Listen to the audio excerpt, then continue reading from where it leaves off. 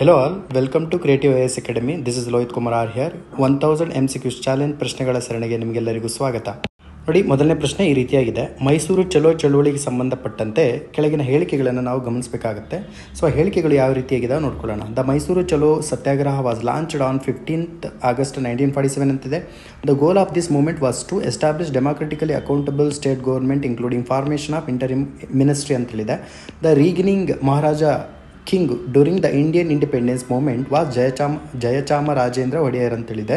So ಇಲ್ಲಿ ಸರಿಯಾಗಿರ್ತಕ್ಕಂಥ ಉತ್ತರವನ್ನು ನಾವು ಐಡೆಂಟಿಫೈ ಮಾಡಬೇಕು. ನೋಡಿ, ಇಲ್ಲಿ ಸರಿಯಾಗಿರ್ತಕ್ಕಂಥ ಉತ್ತರವನ್ನು ನಾವು ಗಮನಿಸಿದಂಥ ಸಂದರ್ಭದಲ್ಲಿ ಮೈಸೂರು ಚಲೋ ಸತ್ಯಾಗ್ರಹ ಇದೆಯಲ್ಲ, ಇದು ಆ್ಯಕ್ಚುಲಿ 15th August 1947 ಆಗೋದಿಲ್ಲ. With that idea option statement 1 ಏನಾಗ್ತಾ ಹೋಗುತ್ತೆ, ಕ್ಯಾನ್ಸಲ್ ಆಗ್ತಾ ಹೋಗುತ್ತೆ. ಸೊ ಇಲ್ಲಿ ಸ್ಟೇಟ್ಮೆಂಟ್ 2 ಮತ್ತು ಸ್ಟೇಟ್ಮೆಂಟ್ 3 ಏನಿದೆಯಲ್ಲ ಸರಿ ಆಗ್ತಾ ಹೋಗುತ್ತೆ. ನೀವು ಒಂದು ಸ್ಟೇಟ್ಮೆಂಟ್ ತಪ್ಪು ಅಂತೇಳಿ ಕನ್ಸಿಡರ್ ಮಾಡಿದ ತಕ್ಷಣ ಈಸಿಯಾಗಿ ಆಪ್ಷನ್ ಎ ಹೋಗುತ್ತೆ, ಆಪ್ಷನ್ ಸಿ ಹೋಗುತ್ತೆ, ಆಪ್ಷನ್ ಡಿ ಹೋಗುತ್ತೆ. ಕಾರಣ ಏನು ಅಂದರೆ ಈ 3 ಆಪ್ಷನಲ್ಲೂ ಕೂಡ ಒಂದಿದೆ. ಸೊ ಇಲ್ಲಿ ಒಂದು ಆಪ್ಷನ್ ಇಲ್ಲದೆ ಇರತಕ್ಕಂಥದ್ದು option B, that is the right answer. First of all Mysuru ಚಳವಳಿ ಏನಿದೆಯಲ್ಲ ಅದು ಯಾವಾಗ ನಡೆಯುತ್ತೆ ಅಂತೇಳಿ ಪ್ರಶ್ನೆ ಕೇಳಿದಂತಹ ಸಂದರ್ಭದಲ್ಲಿ 1947 ಸೆಪ್ಟೆಂಬರ್ 1ನೇ ತಾರೀಕು ಅಂತೇಳಿ ತಾವೆಲ್ಲ ನೆನ್ಪಿಟ್ಕೊಳ್ಬೇಕಾಗತ್ತೆ.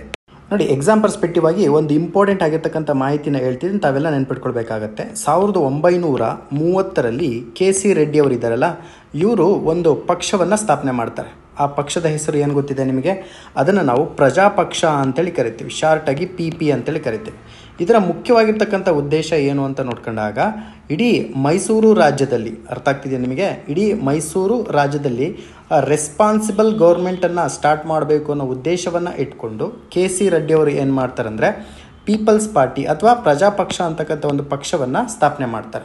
ಇದರ ಮುಖ್ಯವಾಗಿರ್ತಕ್ಕಂಥ ಉದ್ದೇಶ ಏನು? ಮೈಸೂರಲ್ಲಿ ರೆಸ್ಪಾನ್ಸಿಬಲ್ ಗೌರ್ನಮೆಂಟ್, ಜವಾಬ್ದಾರಿಯುತವಾಗಿರ್ತಕ್ಕಂಥ ಸರ್ಕಾರವನ್ನು ಸ್ಥಾಪನೆ ಮಾಡಬೇಕಾಗಿರುವಂಥದ್ದು. ಸೊ ಅದೇ ರೀತಿಯಾಗಿ ಈ ಮೈಸೂರು ಚಲೋ ಮೂವ್ಮೆಂಟ್ ಏನಿದೆಯಲ್ಲ, ಈ ಮೈಸೂರು ಚಲೋ ಮೂವ್ಮೆಂಟ್ ಎಷ್ಟರಲ್ಲಿ ಸ್ಥಾಪನೆ ಆಗುತ್ತೆ? ಈ ಹಿಂದೆ ನಾವು ಡಿಸ್ಕಸ್ ಮಾಡಿದ್ವಿ, 1947 ಸೆಪ್ಟೆಂಬರ್ 1ನೇ ತಾರೀಕು. ನೋಡಿ, ಮುಂದುವರೆದಂತೆ ಈ ಮೈಸೂರು ಸತ್ಯಾಗ್ರಹದ ಮುಖ್ಯವಾಗಿರ್ತಕ್ಕಂಥ ಡಿಮ್ಯಾಂಡ್ಸ್ಗಳನ್ನು ಅಥವಾ ಬೇಡಿಕೆಗಳನ್ನು ಯಾರು ಮುಂದೆ ಇರ್ತಾರೆ ಅಂತೇಳಿ ನೋಡ್ಕೊಂಡಾಗ ಕ್ಯಾಸಂಬಳ್ಳಿ ಚೆಂಗಲುರಾಯ ರೆಡ್ಡಿ ಅಥವಾ KC ರೆಡ್ಡಿ ಅಂತೇಳಿ ನಾವು ನೆನ್ಪಿಟ್ಕೊಳ್ಬಹುದಾಗುತ್ತೆ. ಸೊ ಯಾಕೆ KC ರೆಡ್ಡಿ ಬಗ್ಗೆ ಇಷ್ಟೊಂದು ಇಂಪಾರ್ಟೆನ್ಸ್ ಕೊಡ್ತಾ ಇದ್ದೀವಿ ಅಂದರೆ, ಈ ಮೈಸೂರು ಸ್ಟೇಟ್ ಇದೆಯಲ್ಲ, ಈ ಮೈಸೂರು ಸ್ಟೇಟಿನ ಮೊಟ್ಟ ಮೊದಲ CM ಯಾರು ಅಂತ ನಾವು ನೋಡ್ಕೊಂಡಾಗ, ಮುಖ್ಯಮಂತ್ರಿ ಯಾರು ಅಂತ ನೋಡ್ಕೊಂಡಾಗ KC Reddy is the CM ಅಲ್ವಾ. ಅದೇ ಸಂದರ್ಭದಲ್ಲಿ 1947 ಭಾರತಕ್ಕೆ ಸ್ವಾತಂತ್ರ್ಯ ಸಿಕ್ಕಂತಹ ಸಂದರ್ಭದಲ್ಲಿ ಮೈಸೂರು ರಾಜ್ಯದ ಒಡೆಯರು ಯಾರಾಗಿದ್ರು ಅನ್ನೋದನ್ನ ದಯವಿಟ್ಟು ಕಾಮೆಂಟ್ ಸೆಕ್ಷನ್ ಮುಖಾಂತರವಾಗಿ ತಿಳಿಸ್ತೀರಾ? ನೋಡಿ, ಮುಂದಿನ ಪ್ರಶ್ನೆ ತುಂಬಾ ಈಸಿ ಆಗಿರ್ತಕ್ಕಂಥದ್ದು. 4ನೇ ಆಂಗ್ಲೋ ಮೈಸೂರು ಯುದ್ಧ ಇದೆಯಲ್ಲ, ಈ ಸಂದರ್ಭದಲ್ಲಿ who was the governor of India when 4th Anglo Mysore war fought ಅಂತೇಳಿದೆ. 4ನೇ ಆಂಗ್ಲೋ ಮೈಸೂರು ಯುದ್ಧ ಆದಂತಹ ಸಂದರ್ಭದಲ್ಲಿ ಗವರ್ನರ್ ಜನರಲ್ ಯಾರಾಗಿದ್ದರು ಅನ್ನುವಂತಹ ಒಂದು ಪ್ರಶ್ನೆಯನ್ನು ಕೇಳಲಾಗಿರುವಂಥದ್ದು ತುಂಬಾ ಈಸಿಯಾಗಿದೆ. So the right answer will be Lord Wellesley ಅಂತೇಳಿ ನಾವು ಕನ್ಸಿಡರ್ ಮಾಡ್ಬೋದು. ಇಲ್ಲಿ ನೆನ್ಪಿಟ್ಕೊಳ್ಬೇಕು ನೀವು, ಮೊದಲನೇ ಆಂಗ್ಲೋ ಮೈಸೂರಿಂದ ಹಿಡಿದು 4ನೇ ಆಂಗ್ಲೋ ಮೈಸೂರು ಯುದ್ಧದ ತನಕ, ಅಂದರೆ ಮೊದಲನೇ ಆಂಗ್ಲೋ ಮೈಸೂರದಿಂದ ಯುದ್ಧದಿಂದ ಹಿಡಿದು 4ನೇ ಆಂಗ್ಲೋ ಮೈಸೂರು ಯುದ್ಧದವರೆಗೆ ಯಾರ್ಯಾರು ಪರ್ಸನಾಲಿಟೀಸ್ ಬರ್ತಾರೆ, ಸೊ ಅವರ ಒಂದು ಪಾತ್ರ ಏನು, ಎಲ್ಲದೂ ಕೂಡ ನೆನ್ಪಿಟ್ಕೊಳ್ಬೇಕಾಗುತ್ತೆ. ತುಂಬಾ ಇಂಪಾರ್ಟೆಂಟ್ ಆಗಿರ್ತಕ್ಕಂಥದ್ದು. ಸೊ ಇಲ್ಲಿ ಲಾರ್ಡ್ ವೆಲ್ಲೆಸ್ಲಿ ಇದೆ ರೈಟ್ ಆನ್ಸರ್. 4ನೇ ಆಂಗ್ಲೋ ಮೈಸೂರು ಯುದ್ಧದ ಸಂದರ್ಭದಲ್ಲಿ ಗವರ್ನರ್ ಜನರಲ್ ಆಗಿದ್ದವನು ಲಾರ್ಡ್ ವೆಲ್ಲೆಸ್ಲಿ. ಇಲ್ಲೊಂದು ಮುಖ್ಯವಾಗಿರ್ತಕ್ಕಂಥ ಅಂಶ ಏನು ಅಂತ ನೋಡ್ಕೊಂಡಾಗ, ಯುದ್ಧದ ಪರಿಣಾಮವಾಗಿ ಏನಾಗ್ತಾ ಹೋಗ್ತಾನೆ, ಟಿಪ್ಪು ತನ್ನ ಪ್ರಾಣವನ್ನು ನೀಡ್ತಾ ಹೋಗ್ತಾನೆ. ಸೊ ಅದೇ ರೀತಿಯಾಗಿ ಯಾವ ಒಂದು ಯುದ್ಧ ಎಲ್ಲಿ ಸತ್ತು ಹೋಗ್ತಾನೆ ಅಥವಾ ಎಲ್ಲಿ ತನ್ನ ಪ್ರಾಣವನ್ನು ಕೊಡ್ತಾನೆ ಅಂತ ನೋಡಿದಾಗ, ಶ್ರೀರಂಗಪಟ್ಟಣ ಅಂತಕ್ಕಂಥ ಪ್ಲೇಸಲ್ಲಿ ಎಷ್ಟರಲ್ಲಿ ಅಂತ ನೋಡಿದಾಗ 1799. ನೋಡಿ, ಈ 4ನೇ ಆಂಗ್ಲೋ ಮೈಸೂರು ಯುದ್ಧ ಇದೆಯಲ್ಲ, ಈ ಒಂದು ಯುದ್ಧದ ಬಗ್ಗೆ ಸ್ವಲ್ಪ ಡೀಪಾಗಿ ಮಾಹಿತಿ ನಿಮಗೆ ತಿಳ್ಕೊಳ್ಬೇಕಾಗುತ್ತೆ. ಕಾರಣ ಏನು ಅಂದರೆ ಸುಮಾರು ಸಲ ಪ್ರಶ್ನೆ ಆಗಿರ್ತಕ್ಕಂಥದ್ದು, ರೈಟ್. ಸೊ 4ನೇ ಆಂಗ್ಲೋ ಮೈಸೂರು ಯುದ್ಧದ ಸಂದರ್ಭದಲ್ಲಿ ಮುಖ್ಯವಾಗಿರ್ತಕ್ಕಂಥ ಕಾರಣ ಏನು ಅಂತ ನೋಡ್ಕೊಂಡಾಗ 3 ರೀತಿಯಾಗಿರ್ತಕ್ಕಂಥ ಕಾರಣವನ್ನು ನಾವು ನೋಡ್ಕೊಳ್ಬೋದು. ಏನು ಅಂದರೆ, ಸೊ ನೋಡಿ, ಇಲ್ಲಿ ಟಿಪ್ಪು ಮತ್ತು ಇಂಗ್ಲೀಷರ ನಡುವೆ ಅಂದರೆ ಬ್ರಿಟಿಷರ ನಡುವೆ ಒಂದು ಅಗ್ರಿಮೆಂಟ್ ಆಗಿರುತ್ತೆ 1792 ಸಂದರ್ಭದಲ್ಲಿ. ಸೊ ಈ ಒಂದು ಅಗ್ರಿಮೆಂಟ್ ಏನಿದೆಯಲ್ಲ, ಆ್ಯಕ್ಚುಲಿ ಅದಕ್ಕೆ ನಾವು ಶ್ರೀರಂಗಪಟ್ಟಣ ಅಗ್ರಿಮೆಂಟ್ ಅಂತ ಕರಿತೀವಿ ಅಥವಾ ಶ್ರೀರಂಗಪಟ್ಟಣ ಟ್ರೀಟಿ ಅಂತೇಳಿ ಕರಿತೀವಿ. ಆ್ಯಕ್ಚುಲಿ ಇದೇನಾಗ್ತಾ ಹೋಗುತ್ತೆ, ಫೇಲ್ ಆಗ್ತಾ ಹೋಗುತ್ತೆ. ಇದು ಮೊದಲನೇ ಪಾಯಿಂಟ್. ಎರಡನೇ ಪಾಯಿಂಟ್ ಏನು ಅಂತ ನೋಡ್ಕೊಂಡಾಗ ಸಬ್ಸಿಡರಿ ಅಲಿಯನ್ಸ್ ಎಲ್ಲರಿಗೂ ಫೆಮಿಲಿಯರ್ ಇದೆಯಲ್ಲ, ಇದನ್ನು ನಾವು ಸಹಾಯಕ ಸೈನ್ಯ ಪದ್ಧತಿ ಅಂತ ಕರಿತೀವಿ. ಸಹಾಯಕ ಸೈನ್ಯ ಪದ್ಧತಿ ಅಂತೇಳಿ ಕರಿತೇವೆ. ಆ್ಯಕ್ಚುಲಿ ಇದಕ್ಕೆ ಟಿಪ್ಪು ಏನು ಮಾಡ್ತಿರ್ತಾನೆ, ಒಪ್ಕೊಳ್ಳೋದಿಲ್ಲ. ಇದು ಎರಡನೇ ಪಾಯಿಂಟ್ ಆಗುತ್ತೆ. ಮೂರನೇ ಪಾಯಿಂಟ್ ಏನು ಅಂತ ನೋಡ್ಕೊಂಡಾಗ, ಸೊ ಈ ಟಿಪ್ಪು ಸುಲ್ತಾನ್ ಏನು ಮಾಡ್ತಾನೆ ಅಂದರೆ ಫ್ರೆಂಚರ ಜೊತೆಗೆ ಕೈ ಜೋಡಿಸ್ತಾನೆ. ಯಾರನ್ನ ಸೋಲ್ಸೋದಕ್ಕೆ? ಬ್ರಿಟಿಷರನ್ನ ಸೋಲ್ಸೋದಕ್ಕೆ. ಕಾರಣ ಏನು ಅಂದರೆ ಆ ಸಂದರ್ಭದಲ್ಲಿ ಫ್ರೆಂಚರು ಮತ್ತು ಬ್ರಿಟಿಷರಿಗೆ ಆಗ್ತಾ ಇರಲ್ಲ. ಆದುದರಿಂದ ಟಿಪ್ಪು ಸುಲ್ತಾನ್ ಏನು ಮಾಡ್ತಾನೆ, ಬ್ರಿಟಿಷರ ವಿರುದ್ಧ ಹೋರಾಡೋದಕ್ಕೋಸ್ಕರ ಫ್ರೆಂಚರ ಜೊತೆಗೆ ಕೈ ಮೇಲಾಸ್ತಾನೆ. ಇವೆಲ್ಲ ಕಾರಣಗಳು ಕೂಡ ಏನಾಗ್ತಾ ಹೋಗ್ತವೆ, 4ನೇ ಆಂಗ್ಲೋ ಮೈಸೂರು ಯುದ್ಧಕ್ಕೆ ಕಾರಣ ಆಗ್ತಾ ಹೋಗುತ್ತೆ. ಇವನ ಜೊತೆಗೆ ಇವನ ಮಕ್ಕಳು ಕೂಡ ಇರ್ತಾರೆ, ಅವರನ್ನು ಒತ್ತೆಯಾಳಾಗಿ ಪುಟ್ಕೊಂಡಿರ್ತಾನೆ. 3ನೇ ಆಂಗ್ಲೋ ಮೈಸೂರು ಯುದ್ಧದ ಸಂದರ್ಭದಲ್ಲಿ ಬ್ರಿಟಿಷರು ಅವರ ಮಕ್ಕಳನ್ನು ತೆಗೆದುಕೊಂಡು ಹೋಗಿರ್ತಾರೆ. ನೋಡಿ, ಮುಂದಿನ ಪ್ರಶ್ನೆ ತುಂಬಾ ಈಸಿ ಆಗಿರ್ತಕ್ಕಂಥ ಪ್ರಶ್ನೆ. ಅವರು ಶಾಸನದ ಬಗ್ಗೆ ಕೇಳಿದ್ದಾರೆ, ಅದ್ರ ಬಗ್ಗೆ ನಾವು ಯಾವುದು ಸರಿ ಅಂತಕ್ಕಂಥದ್ದನ್ನು ನಾವು ನೋಡ್ಕೊಳ್ಬೇಕಾಗುತ್ತೆ. ಸೊ ಇಲ್ಲಿ Halmidi inscription is the oldest known Kannada language inscription ಅಂತಿದೆ. It is believed that Halmidi inscription was allegedly written during the region of Kadamba king Kakusthavarman ಅಂತೇಳಿದೆ. 2 ರೀತಿಯಾಗಿರ್ತಕ್ಕಂಥ ಸ್ಟೇಟ್ಮೆಂಟನ್ನು ಕೊಟ್ಟಲಾಗಿದೆ.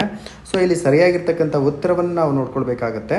So the right answer will be both option 1 and A. ಯಾಕೆ ಅಂದರೆ Halmidi inscriptions is the ಕನ್ನಡದ ಒಂದು ಅತ್ಯಂತ ಹಳೆಯ ಶಾಸನ ಅಂತ ನಾವು ಕನ್ಸಿಡರ್ ಮಾಡ್ಬೋದು. ಇದನ್ನು ರಚನೆ ಮಾಡಿರ್ತಕ್ಕಂತಹ ರಾಜ ಯಾರು ಅಂತ ನೋಡ್ಕೊಂಡಾಗ ಕದಂಬರ ರಾಜ ಕಾಕುತ್ಸವರ್ಮನ್ ಅಂತಕ್ಕಂಥದ್ದು ನೆನ್ಪಿಟ್ಕೊಳ್ಬೇಕು.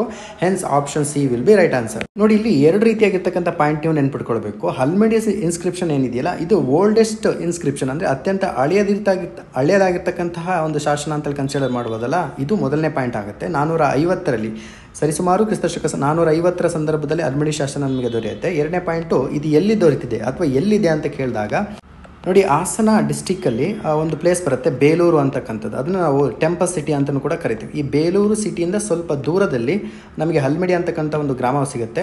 ಸೊ ಅಲ್ಲಿ ನಮಗೆ ಈ ಹಲ್ಮಿಡಿ ಇನ್ಸ್ಕ್ರಿಪ್ಷನ್ ಅಂತಕ್ಕಂಥದ್ದು ಸಿಗುತ್ತೆ.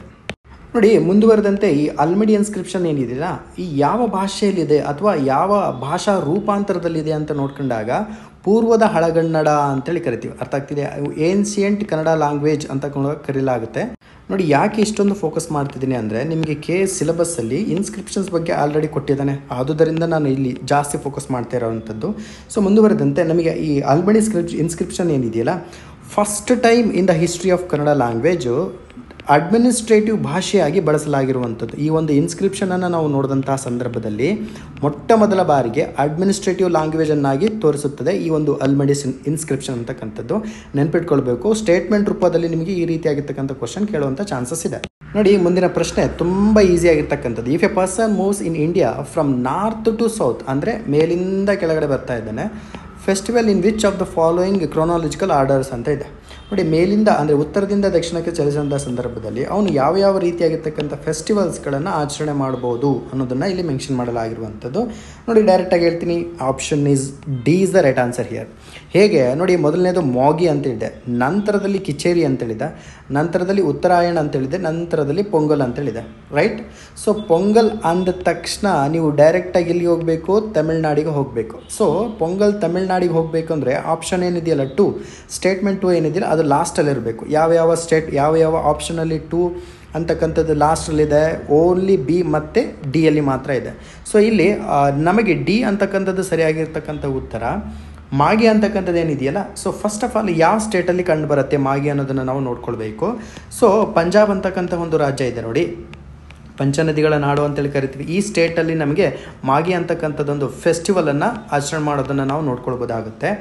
ಅದೇ ರೀತಿಯಾಗಿ ಕಿಚರ್ ಅಂತಕ್ಕಂಥ ಒಂದು ಫೆಸ್ಟಿವಲ್ ಇದೆಯಲ್ಲ, ಯಾವ ಸ್ಟೇಟಲ್ಲಿ ಕಂಡುಬರುತ್ತೆ ಅಂತ ನೋಡ್ಕೊಂಡಾಗ ಉತ್ತರ ಪ್ರದೇಶ ಅಂತಕ್ಕಂಥದ್ದನ್ನು ನಾವು ನೆನ್ಪಿಟ್ಕೊಳ್ಬೇಕಾಗುತ್ತೆ. ತುಂಬಾ ಇಂಪಾರ್ಟೆಂಟು. ನೋಡಿ, ಫೆಸ್ಟಿವಲ್ಸ್ಗಳು ಕಲ್ಚರ್ನ ಒಂದು ಭಾಗ ಆಗಿರೋದ್ರಿಂದ, ಸಂಸ್ಕೃತಿಯ ಒಂದು ಭಾಗ ಆಗಿರೋದ್ರಿಂದ ಇವುಗಳನ್ನು ನಾವು ನೆನ್ಪಿಟ್ಕೊಳ್ಬೇಕಾಗುತ್ತೆ. ಕಿಚರಿ ಅಂತಕ್ಕಂಥದ್ದು ಉತ್ತರ ಪ್ರದೇಶದಲ್ಲಿ ಕಂಡುಬರುತ್ತೆ. ಉತ್ತರಾಯಣ ಅಂತೇಳಿದೆಯಲ್ಲ, ಈ ಉತ್ತರಾಯಣ ಯಾವ ಸ್ಟೇಟಿಗೆ ಬಿಲಾಂಗ್ ಆಗಿದೆ ಅಂತ ಕೇಳಿದಾಗ ಗುಜರಾತ್ ಅಂತಕ್ಕಂಥದ್ದನ್ನು ನಾವು ನೆನ್ಪಿಟ್ಕೊಳ್ಬೇಕು. ತುಂಬಾ ಇಂಪಾರ್ಟೆಂಟ್ ಆಗಿರ್ತಕ್ಕಂಥದ್ದು.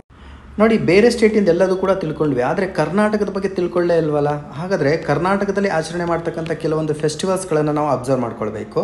ಸೊ ಮೊದಲನೇ ಫೆಸ್ಟಿವಲ್ ಯಾವುದು ಅಂತ ನೋಡ್ಕೊಂಡಾಗ ನಮಗೆ ಮೈಸೂರು ದಸರಾ ರೀಸೆಂಟಾಗಿ ನಡೆದಿರ್ತಕ್ಕಂಥದ್ದು. ರೈಟ್? ಮೈಸೂರು ದಸರಾ ತುಂಬಾ ಇಂಪಾರ್ಟೆಂಟ್ ಆಗಿರ್ತಕ್ಕಂಥದ್ದು. ಸೊ ಇಲ್ಲಿ 2 ಪಾಯಿಂಟನ್ನು ನೀವು ನೆನ್ಪಿಟ್ಕೊಳ್ಬೇಕು. ಸೊ ಮೊದಲನೇ ಪಾಯಿಂಟ್ ಏನು ಅಂದರೆ, ಇತ್ತೀಚೆಗೆ ನಡೆದಿರ್ತಕ್ಕಂಥ ಮೈಸೂರು ದಸರಾವನ್ನು ಯಾರು ಇನಾಗ್ರೇಷನ್ ಮಾಡಿದರು ನಿಮಗೆಲ್ಲ ಗೊತ್ತಿದೆ, ನಾದಬ್ರಹ್ಮ ಹಂಸಲೇಖ ಅಂತಕ್ಕಂಥದ್ದು. ರೈಟ್? ಇದು ಮೊದಲನೇ ಪಾಯಿಂಟ್. 2ನೇ ಪಾಯಿಂಟ್ ಏನು, ಇದಕ್ಕೆ ನೀವೇ ಆನ್ಸರ್ ಮಾಡಬೇಕಾಗತ್ತೆ. ಏನು 2ನೇ ಪಾಯಿಂಟ್ ಅಂತ ನೋಡ್ಕೊಂಡಾಗ, ಈ ಮೈಸೂರು ದಸರಾ ಪರೇಡ್ನಲ್ಲಿ ಒಂದು ಸ್ತಬ್ಧ ಚಿತ್ರಕ್ಕೆ, ರೈಟ್, ಒಂದು ಸ್ತಬ್ಧ ಚಿತ್ರಕ್ಕೆ ಅವಾರ್ಡನ್ನು ಕೊಟ್ಟಿರ್ತಕ್ಕಂಥದ್ದು.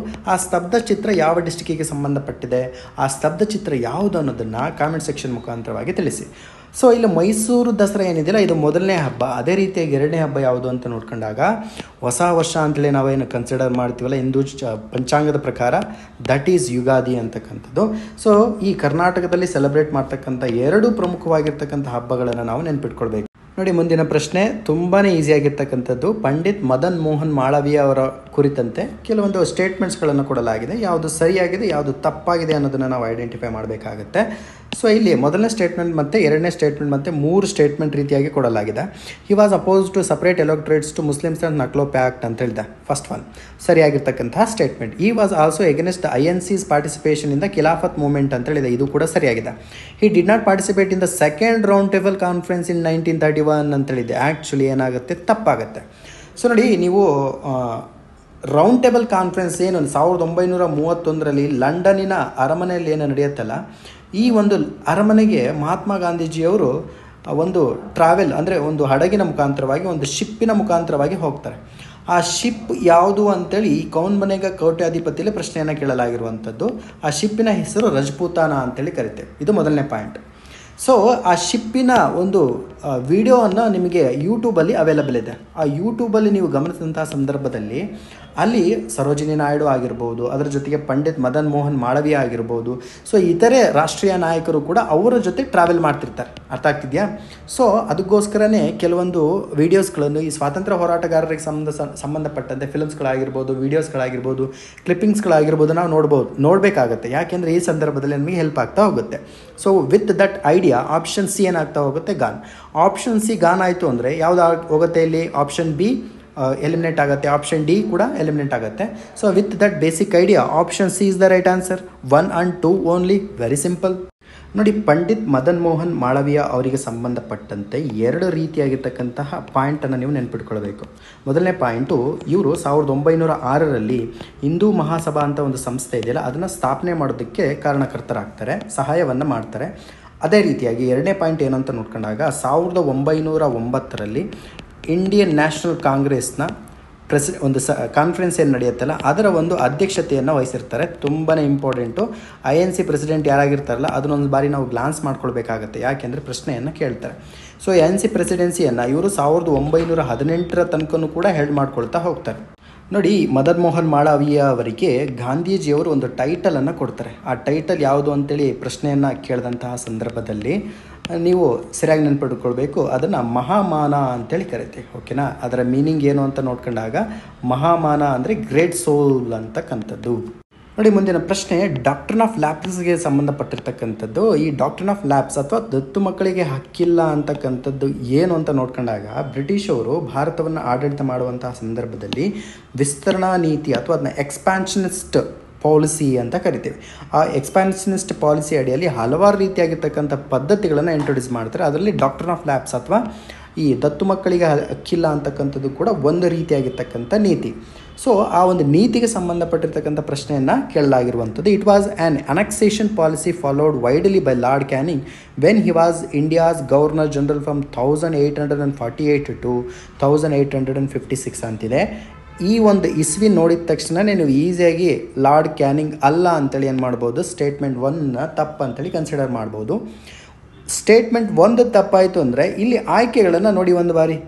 ಸ್ಟೇಟ್ಮೆಂಟ್ ಎ ತಪ್ಪು ಅಂತೇಳಿ ಗೊತ್ತಾಗಿದ್ದ ತಕ್ಷಣ ಆಪ್ಷನ್ 1 ಕ್ಯಾನ್ಸಲ್ ಆಗುತ್ತೆ, ಆಪ್ಷನ್ ಬಿನೂ ಕೂಡ ಸ್ಟ್ರೈಕ್ ಆಫ್ ಆಗುತ್ತೆ, ಆಪ್ಷನ್ ಡಿನೂ ಕೂಡ ಸ್ಟ್ರೈಕ್ ಆಫ್ ಆಗುತ್ತೆ. ಸೊ ಉಳಿದಿರ್ತಕ್ಕಂಥದ್ದು ಒಂದೇ ಒಂದು ಆಪ್ಷನ್ನು, ಯಾವುದದು? Option C is the right answer. ಆದರೂ ಕೂಡ ನಾವು 2 ರೀತಿಯಾಗಿರ್ತಕ್ಕಂಥ ಸ್ಟೇಟ್ಮೆಂಟನ್ನು ನೋಡ್ಕೊಳ್ಬೇಕು. As per this any adopted son of the Indian ruler could not be proclaimed as their heir to the kingdom ಅಂತೇಳಿದೆ. ಸೊ ಈ ಒಂದು ರಾಜ್ಯ ಇದೆ. ಈ ಒಂದು ರಾಜ್ಯದ ಒಬ್ಬ ರಾಜ ಏನಿದ್ದಲ್ಲ, ಕಿಂಗಿಗೆ ಯಾವುದೇ ಗಂಡು ಸಂತಾನ ಇರೋದಿಲ್ಲ.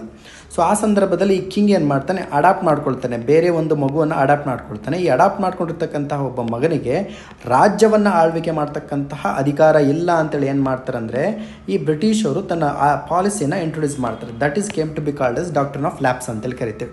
So with that idea option A is right. Satara was the first state to be annexed under the Dalhousie's doctrine of lapse ಅಂತೇಳಿದ. Satara that is the right one. Actually ಏನು ಮಾಡ್ತಾರೆ ಅಂದರೆ ಡಾಲ್ ಹೌಸಿ ಡಾಕ್ಟ್ರಿನ್ ಆಫ್ ಲ್ಯಾಪ್ಸ್ನ ಅಡಿಯಲ್ಲಿ ಸತಾರ ಅಂತ ಒಂದು ಪ್ರದೇಶ ಇದೆ, ಅದನ್ನು ಮೊದಲ ಬಾರಿಗೆ ಏನು ಮಾಡ್ತಾನೆ, ಆಳ್ವಿಕೆಯನ್ನು ಅಂದರೆ ಆಕ್ರಮಣವನ್ನು ಮಾಡ್ಕೊಳ್ತಾನೆ. ಸೊ ನೋಡಿ, ಇಲ್ಲಿ ಲಾರ್ಡ್ ಕ್ಯಾನಿಂಗ್ ಅಂತ ಕೊಟ್ಟಿದ್ದಾನೆ, ಡಾಲ್ಹೌಸಿ ಅಂತೇಳಿ ಕೊಟ್ಟಿದ್ದಾನೆ. 1 ಮತ್ತು 3ನೇ ಸ್ಟೇಟ್ಮೆಂಟ್ ಯಾವ್ಯಾವ ಸ್ಟೇಟ್ಮೆಂಟಲ್ಲಿ ಬರುತ್ತೋ ಅದು ಅಬ್ಸಲ್ಯೂಟ್ಲಿ ತಪ್ಪಾಗ್ತಾ ಹೋಗುತ್ತೆ. ಯಾಕಂದರೆ ಇವೆರಡೂ ಕೂಡ ಡಿಫ್ರೆಂಟ್ ಆಗಿರ್ತಕ್ಕಂತಹ ಪಾಯಿಂಟ್ಗಳನ್ನು ಕೊಡಲಾಗಿರುವಂಥದ್ದು. ಸೊ ಈ ರೀತಿಯಾಗಿರ್ತಕ್ಕಂತಹ ಜನರಲ್ ಅಬ್ಸರ್ವನ್ನು ನೀವು ಮಾಡಬೇಕಾಗತ್ತೆ ಎಕ್ಸಾಮ್ ಹಾಲಲ್ಲಿ. ನೋಡಿ, ಈ ಹಿಂದೆ ನಾವು ಸಬ್ಸಿಡರಿ ಅಲಿಯನ್ಸ್ ಅಂತೇಳಿ ಒಂದು ವಿಸ್ತರಣವಾದಿ ನೀತಿಯನ್ನು ಡಿಸ್ಕಸ್ ಮಾಡಿದ್ವಿ, ಹೌದಾ ತಾನೆ? ಸೊ ಈ ಸಬ್ಸಿಡರಿ ಅಲಿಯನ್ಸನ್ನು ಫಸ್ಟ್ ಟೈಮು ಈ ಒಂದು ಪದವನ್ನು ಕಾಯಿನ್ ಮಾಡಿದ್ಯಾರು ಅಥವಾ ಈ ಪದವನ್ನು ಹುಟ್ಟು ಹಾಕಿದ್ಯಾರು ಅಂತ ಕೇಳಿದಾಗ ಫ್ರೆಂಚ್ ಗವರ್ನರ್ ಒಬ್ಬ ಬರ್ತಾನೆ. ಅರ್ಥ ಆಗ್ತಿದೆ ನಿಮಗೆ? ಫ್ರೆಂಚ್ ಗವರ್ನರು, ಅವನ ಹೆಸರು ಡೂಪ್ಲೆಕ್ಸ್ ಅಂತಕ್ಕಂಥದ್ದು, ನೆನ್ಪಿಟ್ಕೊಳ್ಬೇಕು, ಎಕ್ಸಾಮಲ್ಲಿ ಕೇಳ್ತಕ್ಕಂಥದ್ದು, ರೈಟ್? ಡೂಪ್ಲೆಕ್ಸ್ ಅಂತೇಳಿ ಕರಿತೇವೆ. ಇವನು ಏನು ಮಾಡ್ತಾನೆ, ಫಸ್ಟ್ ಟೈಮು ಸಬ್ಸಿಡರಿ ಅಲಿಯನ್ಸ್ ಅಂತಕ್ಕಂಥ ಒಂದು ವರ್ಡನ್ನು ಕಾಯಿನ್ ಮಾಡ್ತಾನೆ. ಬಟ್ ಈ ಒಂದು ಸ್ಕೀಮನ್ನು ಇಂಟ್ರೊಡ್ಯೂಸ್ ಮಾಡಿದ್ಯಾರು, ಈ ಒಂದು ನೀತಿಯನ್ನು ಇಂಟ್ರೊಡ್ಯೂಸ್ ಮಾಡಿದ್ಯಾರು ಅಂತ ಕೇಳಿದಾಗ ಲಾರ್ಡ್ ವೆಲ್ಲೆಸ್ಲಿ ಅಂತಕ್ಕಂಥದ್ದು ನಾವೇನು ಮಾಡ್ಕೊಬೇಕು, ನೆನ್ಪಿಟ್ಕೊಳ್ಬೇಕು, ತುಂಬಾ ಇಂಪಾರ್ಟೆಂಟ್ ಆಗಿರ್ತಕ್ಕಂಥದ್ದು. ಏನು ಹಿಂಗಂದರೆ, ಫಾರ್ ಎಕ್ಸಾಂಪಲ್ಲು ಒಬ್ಬ ರಾಜ ಏನು ಮಾಡ್ತಾನೆ, ಈ ಸಬ್ಸಿಡರಿ ಅಲಿಯನ್ಸಿಗೆ ಒಪ್ಕೊಂಡ್ಬಿಡ್ತಾನೆ ಅಂದ್ಕೊಳ್ಳಿ. ಒಪ್ಕೊಂಡಂತಹ ಸಂದರ್ಭದಲ್ಲಿ ಬ್ರಿಟಿಷರ ಒಂದು ಆರ್ಮಿ ಏನಿದೆಯಲ್ಲ, ಈ ಬ್ರಿಟಿಷರ ಆರ್ಮಿನೂ ಕೂಡ ಅವನೇನು ಮಾಡಬೇಕು, ಸಾಕಬೇಕು. ಜೊತೆಗೆ ತನ್ನದೇ ಆಗಿರ್ತಕ್ಕಂಥ ಆರ್ಮಿನೂ ಕೂಡ ಏನು ಮಾಡಬೇಕು, ಆತ ಸಾಕಬೇಕು. ಜೊತೆಗೆ ಬ್ರಿಟಿಷರ ಪರ್ಮಿಷನ್ ಇಲ್ಲದೆ ಈತ ಯಾವ ರಾಜರೊಂದಿಗೆ ಒಪ್ಪಂದವನ್ನು ಮಾಡ್ಕೊಳ್ಳೋದಾಗಿರಲಿ ಅಥವಾ ಯುದ್ಧವನ್ನು ಮಾಡ್ಕೊಳ್ಳೋದಾಗಿರಲಿ ಮಾಡುವಂತಿಲ್ಲ. ಇದನ್ನು ನಾವು ಸಿಂಪಲಾಗಿ ಏನಂತ ಕರಿತೀವಿ ಅಂದರೆ ಸಬ್ಸಿಡರಿ ಅಲಿಯನ್ಸ್ ಅಂತ ಕರಿತೇವೆ. ಸೊ ಕನ್ನಡದಲ್ಲಿ ಇದಕ್ಕೆ ಸಹಾಯಕ ಸೈನ್ಯ ಪದ್ಧತಿ ಅಂತೇಳಿ ಕರಿತೇವೆ. ಸಹಾಯಕ ಸೈನ್ಯ ಪದ್ಧತಿ ಅಂತೇಳಿ ಕರಿತೇವೆ. ಇಂಗ್ಲೀಷಲ್ಲಿ ಅದನ್ನು ಸಬ್ಸಿಡರಿ ಅಲಿಯನ್ಸ್ ಅಂತೇಳಿ ಕರೆಯಲಾಗುತ್ತೆ.